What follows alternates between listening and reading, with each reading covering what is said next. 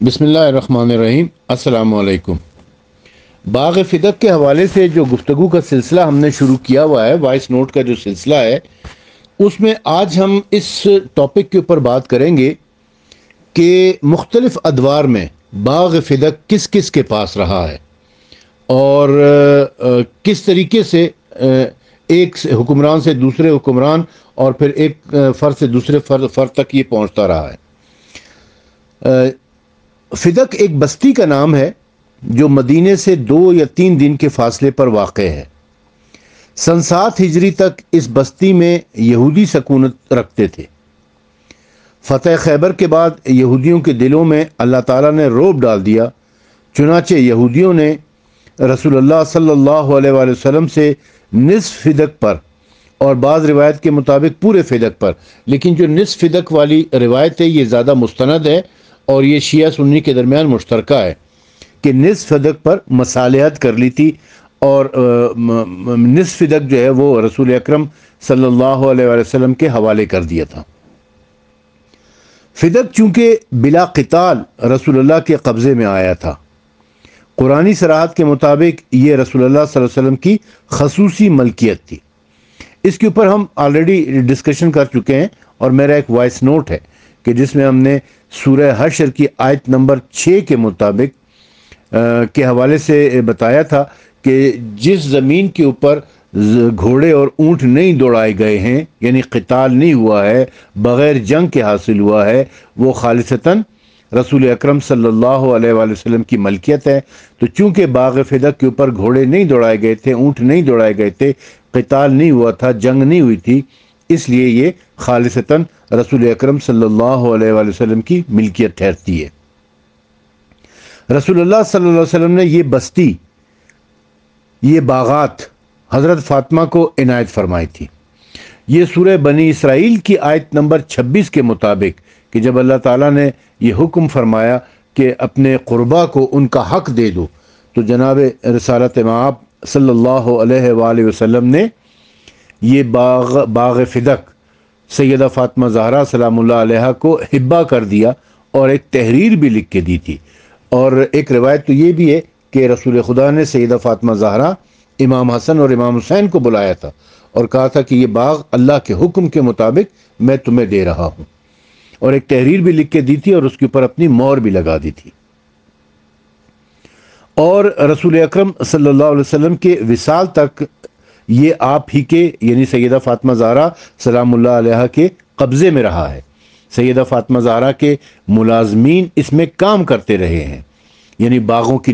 کی جو نگرانی کرنی ہوتی ہے، درختوں سے پھل اتارنا، درختوں کا خیال رکھنا، پانی دینا وغیرہ وغیرہ، اس کے لیے سیدہ فاطمہ زہرا نے ملازم رکھے ہوئے تھے، اور وہ 4 سال تک، یعنی 7 ہجری سے لے کر 11 ہجری تک سیدہ فاطمہ زہرا سلام اللہ علیہا کی ملکیت تھی، اور اس میں سیدہ فاطمہ زہرا سلام اللہ علیہا کے ملازمین کام کر رہے تھے۔ یہ بات امام علی علیہ السلام کے ایک خط سے بھی ثابت ہوتی ہے۔ آپ کا ایک مکتوب ہے، مکتوب نمبر 45 نہج البلاغہ میں، نہج البلاغہ مکتوب نمبر 45 کے مطابق حضرت علی علیہ السلام نے حضرت عثمان بن حنیف رضی اللہ تعالیٰ عنہ کے نام اپنے ایک خط میں تحریر فرمایا تھا۔ عثمان بن حنیف آپ کے مقررہ گورنر تھے، اور یہ انصاری صحابی تھے، اور آپ نے انہیں گورنر، اپنے دور خلافت میں انہیں گورنر بنایا تھا، صوبے کا والی بنایا تھا، اور انہیں ایک خط لکھا تھا۔ اس خط کا اقتباس یہ ہے: بے شک اس آسمان کے سائے تلے لے دے کر ایک فدق ہمارے ہاتھوں میں تھا، اس پر بھی کچھ لوگوں کے منہ سے رال ٹپکی اور دوسرے فریق نے اس کے جانے کی پرواہ نہ کی۔ یعنی ایک فدق ہی تھا جو ہمارے پاس تھا، اس کے علاوہ ہمارے پاس اور کوئی جائیداد نہیں ہے، کوئی مال و متاع ہمارے پاس نہیں ہے، کوئی جاگیر ہمارے پاس نہیں ہے۔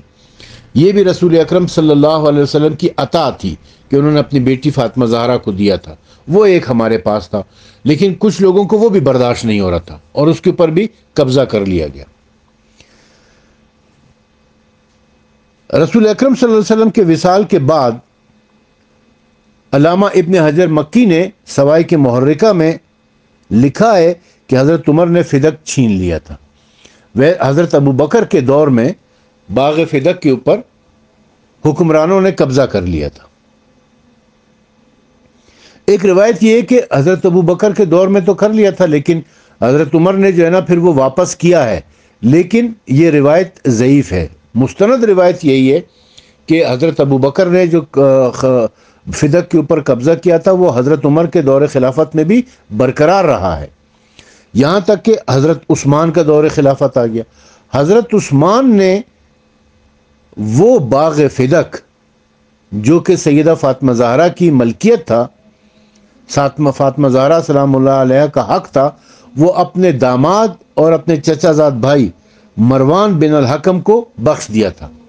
مروان بن الحکم کو آپ جانتے ہوں گے کہ یہ اور اس کے باپ کو رسول اکرم صلی اللہ علیہ وسلم، اس کے باپ کا نام تھا حکم بن العاص، ان دونوں کو رسول اکرم صلی اللہ علیہ وسلم نے مدینہ بدر کر دیا تھا، کیونکہ یہ حکم بن العاص گستاخ رسول تھا، یہ رسول اکرم صلی اللہ علیہ وسلم کی نقلیں اڑایا کرتا تھا۔ ایک مرتبہ رسول اکرم نے اس کو دیکھ لیا نقل اڑاتے ہوئے، یہ چھپکلی کی شکل بنا رہا تھا، رسول اکرم کی پیچھے چھپکلی کی شکل بنا کے منہ چڑھا رہا تھا رسول اکرم کو۔ رسول اکرم نے دیکھ لیا اور اسے بدوا دی کہ تو ایسا ہی ہو جا، اور پھر یہ ہمیشہ کے لیے ویسے ہی ہو گیا تھا۔ تو حضرت عثمان نے اپنے دور خلافت میں اس کو مدینہ بلا لیا، نہ صرف یہ کہ مدینہ بلا لیا بلکہ مروان جو اس وقت تک جوان ہو چکا تھا اس سے اپنی بیٹی سیدہ فاطمہ زہرا سلام اللہ علیہ، اپنی بیٹی مریم کی، معذرت چاہتا ہوں، اپنی بیٹی مریم کی شادی بھی اس کے ساتھ کر دی، اور مروان حضرت عثمان کا چچا زاد بھائی ہونے کے ساتھ ساتھ حضرت عثمان کا داماد بھی بن گیا، اور اسے پھر اپنا جنرل سیکرٹری بنا لیا۔ جنرل سیکرٹری کہتے ہیں کہ آپ وزیر اعظم بنا لیا، خود بادشاہ ہیں تو ان کو وزیر اعظم بنا دیا، اور تمام تر اختیار مروان کے ہاتھ میں آ گیا، اور باغ فدق بھی اس کو ہبہ کر دیا، بخش دیا، اسے دے دیا، تحفے کے طور پر اسے دے دیا اپنے دور خلافت میں۔ جب حضرت علی علیہ السلام کی خلافت قائم ہوئی تو بنو امیہ کی لوٹی ہوئی دیگر تمام جائیدادوں اور اموال کے ساتھ فدق بھی مروان سے لے لیا گیا۔ دیکھیں، جب حضرت علی علیہ السلام خلیفہ بنے ہیں عثمان کے قتل کے بعد، تو بنو امیہ والے تو سارے مدینے سے بھاگ گئے تھے، جان چھڑا کر یہ لوگ یہاں سے بھاگ گئے، جا کے حضرت عائشہ کے ساتھ مل گئے تھے، پھر حضرت عائشہ کے ساتھ مل کر انہوں نے علی علیہ السلام کے خلاف جنگ کی، اور جب اس جنگ میں، جنگ جمل میں جب ان کو شکست ہو گئی تو یہ سارے بھاگ کر پھر شام چلے گئے تھے۔ تو علی علیہ السلام نے خلیفہ ہونے کی حیثیت سے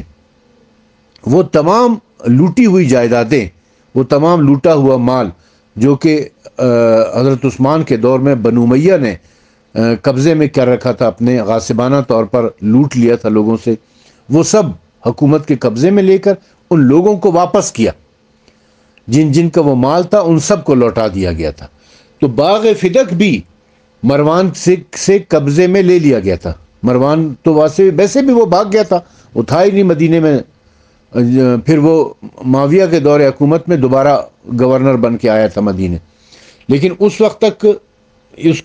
وہ تو چونکہ مدینے سے بھاگ گیا تھا تو علی علیہ السلام نے اسے اپنے قبضے میں لے لیا تھا۔ اب وہ بعض لوگ یہاں پر یہ سوال کرتے ہیں کہ یہ وہابی لابی کے جو افراد ہیں، ناسبی، خارجی، قادیانی، پرویزی، دیوبندی، سلفی، یہ لوگ عموماً یہ سوال کرتے ہیں کہ جی علی علیہ السلام نے اپنے دور خلافت میں باغ فدق واپس کیوں نہیں کیا؟ تو ان احمقوں سے ہم پوچھتے ہیں کہ بھائی علی علیہ السلام کس کو واپس کرتے؟ وہ حق تو سیدہ فاطمہ زہرا کا تھا، وہ ملکیت تو سیدہ فاطمہ زہرا سلام اللہ علیہ کی تھی، تو علی علیہ السلام کس کو واپس کرتے؟ سیدہ فاطمہ زہرا تو شہید ہو چکی تھی، یعنی حقدار کو حق دینا سیدہ فاطمہ زہرا کو دینا چاہیے تھا۔ علی علیہ السلام نے اپنے قبضے میں تو لے لیا تھا، مروان تو بھاگ کے چلا گیا تھا، باغ فدق علی علیہ السلام کے قبضے میں آ گیا تھا، اب وہ کس کو دیتے؟ سیدہ فاطمہ زہرا کو، تو وہ تو تھی نہیں، وہ تو شہید ہو چکی تھی، تو اب ان کے وارثوں کو دیا جاتا۔ ان کا وارث کون تھا؟ ان کے وارث تو خود علی علیہ السلام ہے، وہ شوہر ہے نا، وہ ان کے وارث ہیں، تو علی علیہ السلام کے قبضے میں تو وہ ہے آلریڈی،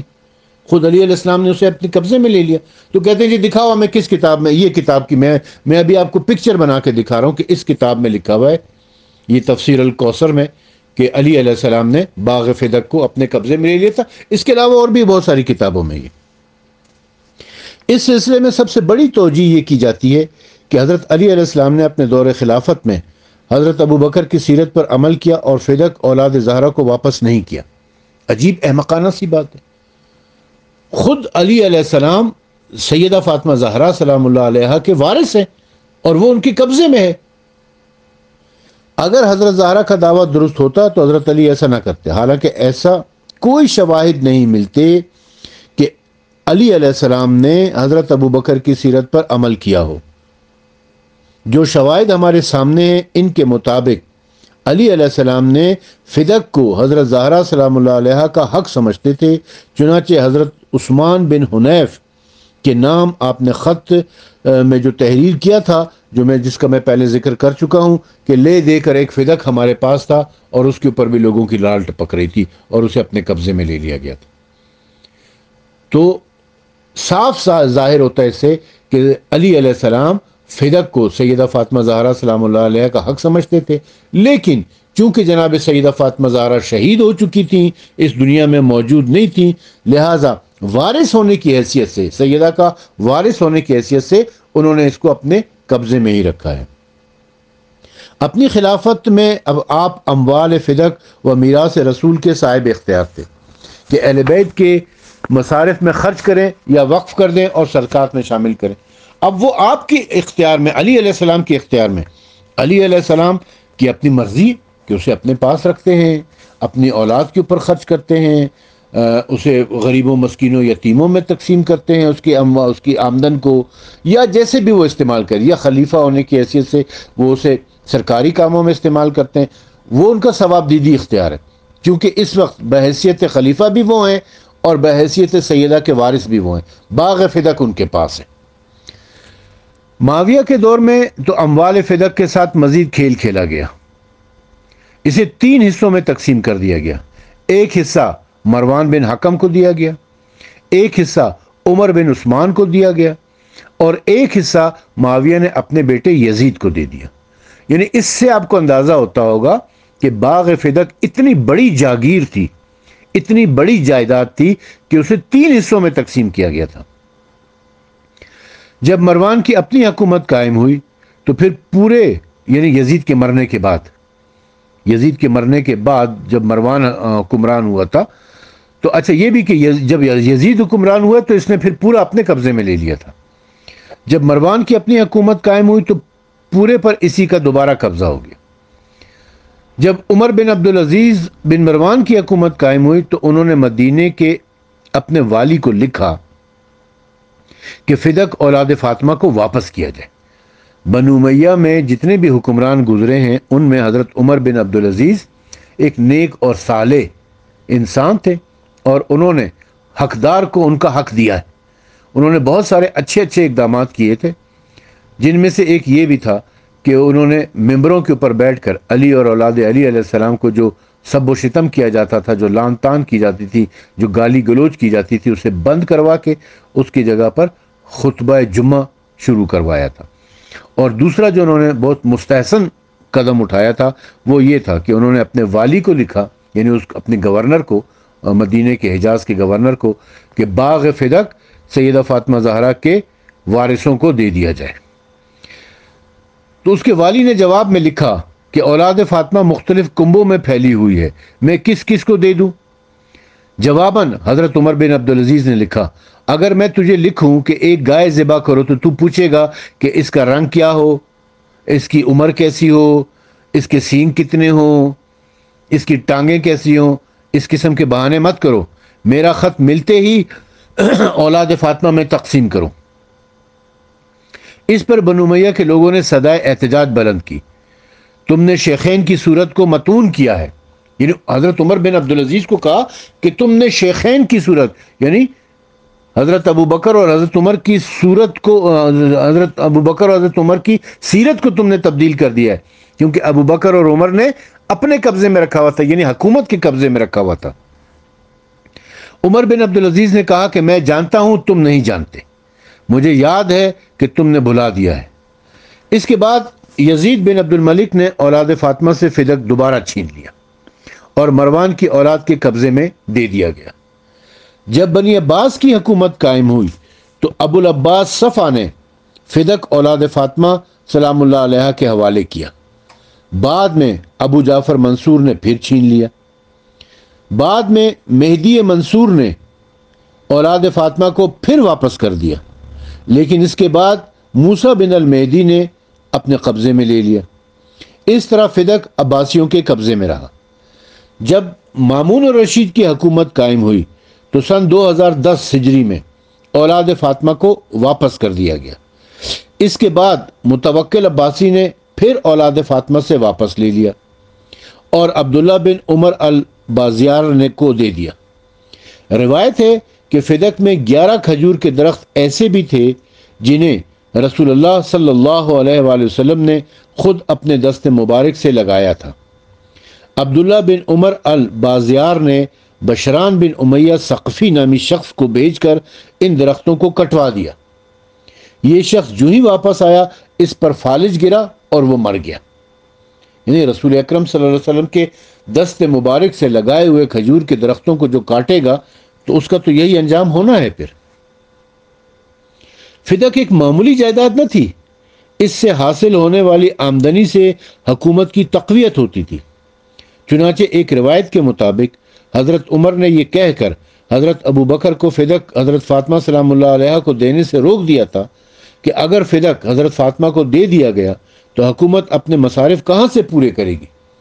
یعنی اس کی اتنی زیادہ آمدن تھی فدق کی کہ اس سے حکومت چل رہی تھی، پوری حکومت کا پورا بجٹ باغ فدق کی آمدنی سے بنتا تھا۔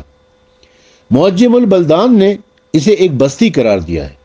بعض کے مطابق فدق کے نخلستان چھٹی صدی ہجری کے کوفے کے نخلستان کے برابر تھے، یعنی اتنا بڑا باغ تھا وہ۔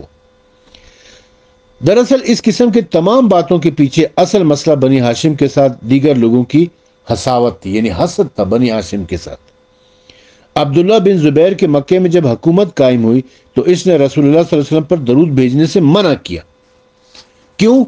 کہتا تھا کہ اس سے بنی ہاشم کی ناک اونچی ہوتی ہے۔ اس طرح دیگر حکومتوں نے بھی بنی ہاشم کی امتیازی حیثیت ختم کرنے کے لیے ہر حربہ استعمال کیا تھا۔ ماہرین نفسیات کے مطابق اگر کوئی شخص کسی پر احسان کرتا ہے تو وہ شخص احساس کمتری کا شکار ہوتا ہے اور احسان کرنے والے کی بالادستی کا احساس اسے ستاتا ہے اور موقع ملنے پر وہ اس کا انتقام لیتا ہے۔ چنانچہ لوگوں نے اس کا اظہار ان لفظوں میں کیا: تمہاری قوم اس بات کو ناپسند کرتی ہے کہ خلافت اور نبوت دونوں تمہارے یعنی بنی ہاشم کے لیے جمع ہو جائیں۔ اب یہ ایک اور تفصیل کی بحث کی طرف ہم چلے جاتے ہیں۔ المختصر یہ کہ علی علیہ السلام نے باغ فدق کو اپنے قبضے میں لے لیا تھا اور جب تک علی علیہ السلام خلیفہ رہے وہ علی علیہ السلام کے قبضے میں ہی رہے، اور اس کے بعد علی علیہ السلام کے بعد چونکہ امام حسن علیہ السلام خلیفہ بنے تھے تو وہ امام حسن علیہ السلام کے قبضے میں آ گیا تھا۔ اور پھر جب معاویہ کی حکومت آئی ہے تو معاویہ نے باغ فدق کے اوپر دوبارہ قبضہ کر کے اسے 3 حصوں میں تقسیم کر دیا۔ اب یہ باغ فدق کے حوالے سے مکمل ہسٹری میں نے آپ کی خدمت میں پیش کر دی ہے کہ یہ کب کس کے قبضے میں رہا ہے۔ یہ مختصر سا حال باغ فدق کے حوالے سے آپ کی خدمت میں پیش کیا ہے، اور اس طرح ہم آج باغ فدق کے حوالے سے جو وائس نوٹ کا سلسلہ تھا اسے کنکلوڈ کرتے ہیں۔ یہ آخری وائس نوٹ میں نے آپ کی خدمت میں پیش کیا ہے۔ بہت شکریہ۔